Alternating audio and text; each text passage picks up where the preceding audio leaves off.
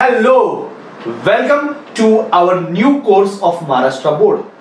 ये कोर्स इतना सिंपल बनाया मैंने कि आपका जो फोबिया है, फिजिक्स डिफिकल्ट है, नहीं समझ में आ रहा है, इतना हेवी टेक्स्ट बुक है, क्या पढ़ना है क्या नहीं पढ़ना है, हर चीज में इसमें बताने वाला और बहुत आसानी से।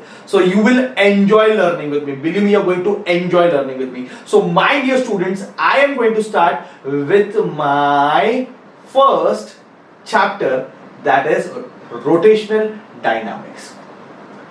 रोटेशनल डायनामिक्स इतना बड़ा चैप्टर है सर, क्या पढ़ना है? बच्चे मुझे पूछते सर इसमें से क्या इंपॉर्टेंट मार्क करो ना कुछ, तो कुछ नहीं, बहुत अच्छे से पढ़ेंगे, बहुत कॉन्फिडेंटली पढ़ेंगे, सिर्फ मेरे इंस्ट्रक्शन फॉलो करो, आपको बहुत इजी लगेगा ये चैप्टर, बिलीव मी, बहुत ज्यादा इजी लगेगा। इसमें बेसिकली दो पार्ट है, अगर आपने देखा रहेगा there are two part. In the first part it is circular motion and in the second part it is rotational motion।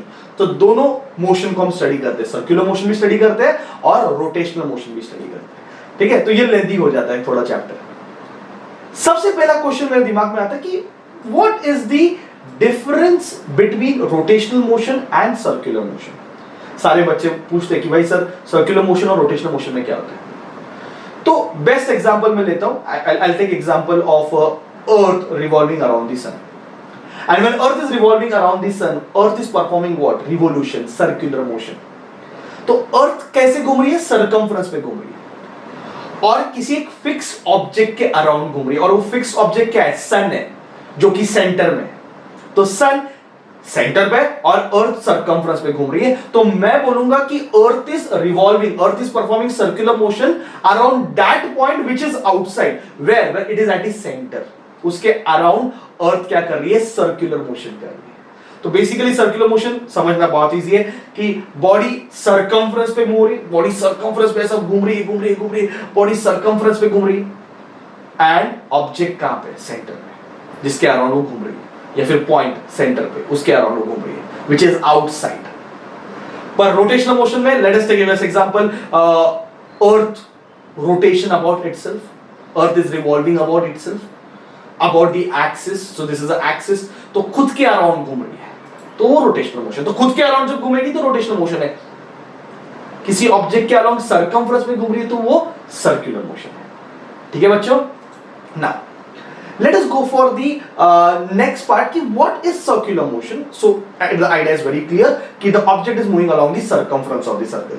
And I am taking one more example. You can see a satellite revolving around the earth. इसके पहले example में मैंने बात किया था earth revolving around the sun, earth is also satellite of the sun, ठीक है? तो इसमें बॉडी कहां पे घूम रही है? सर्कमफ्रेंस पे घूम रही है। कहां पे घूम रही है?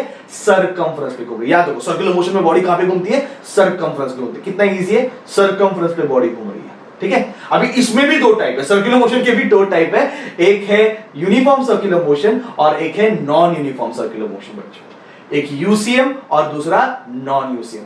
तो भाई क्या डिफरेंस है यूसीएम और नॉन यूसीएम में, ठीक है? वो अभी देखते हैं। तो नाम से पता चलता है यूसीएम यूनिफॉर्म सर्कुलर मोशन मतलब कांस्टेंट रहेगा, इसमें यूसीएम में स्पीड कांस्टेंट होती है। Best example, electron revolving around the nucleus. देखो अभी तीसरा एग्जांपल हो गया कि न्यूक्लियस सेंटर में इलेक्ट्रॉन्स रिवॉल्व हो रहा है।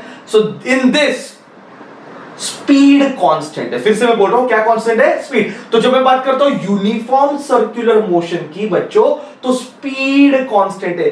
गलती से भी वेलोसिटी वर्ड यूज नहीं करना है। क्यों नहीं करना है मैं बताऊंगा आपको। स्पीड कांस्टेंट है क्या? यूसी में क्या कांस्टेंट है? स्पीड कांस्टेंट है। एग्जांपल मैंने दे दिया, electron revolving around the nucleus, बराबर है? और अगर मैं बात करता हूं नॉन यूसी की, तो बहुत सारे एग्जांपल है। सबसे बेस्ट तो वर्टिकल मोशन ले लो। अभी मैंने यहाँ पे जायंट व्हील का एग्जांपल दे दिया, पर फॉर एग्जांपल वर्टिकल मोशन, अगर मैंने एक स्ट्रिंग लिया और उसको ऐसे वर्टिकली घुमाया, तो वर्टिकल मोशन हमेशा ग्रेविटी से अफेक्ट होता है। किससे अफेक्ट होता है? ग्रेविटी से अफेक्ट होता है। तो वर्टिकल मोशन भी है, जो भी है, वो सारे बेसिकली नॉन यूसीएम होते हैं। उसमें स्पीड चेंज होती है, वेरिएबल स्पीड, वर्ड दिख रहा है वहां पे, वेरिएबल स्पीड है। कौन सा स्पीड है बच्चों? वेरिएबल स्पीड है, ठीक है ना? यूसीएम नॉन यूसीएम समझ में आ गया, बेसिक समझ में आ गया कि सर्कुलर मोशन क्या है, उसके दो टाइप है। अभी मेन प्रॉब्लम है आपको, तो सारे बच्चे अपसेट है क्योंकि आधा चैप्टर 11th स्टैंडर्ड में है। तो 11th स्टैंडर्ड में तो पढ़ा नहीं है, तो लिंक नहीं लगता। आप डायरेक्ट स्टार्ट करते हो चैप्टर के साथ, तो क्या क्या आ रहा है, ये सब क्या है, कुछ समझ में नहीं आ रहा है। अरे पहले 11th का बेसिक क्लियर करो, फिर आ जाओ, फिर आपको समझ में आएगा। So don't worry about it. I am going to take lectures, few lectures, जिसमें मैं 11th के कुछ कॉन्सेप्ट लिंक करूंगा, आपके कुछ क्लियर करूंगा, ताकि आपको लिंक लगे इस चैप्टर के साथ, ठीक है, और आपको चैप्टर बहुत कॉन्फिडेंसली आ जाएगा, ठीक है।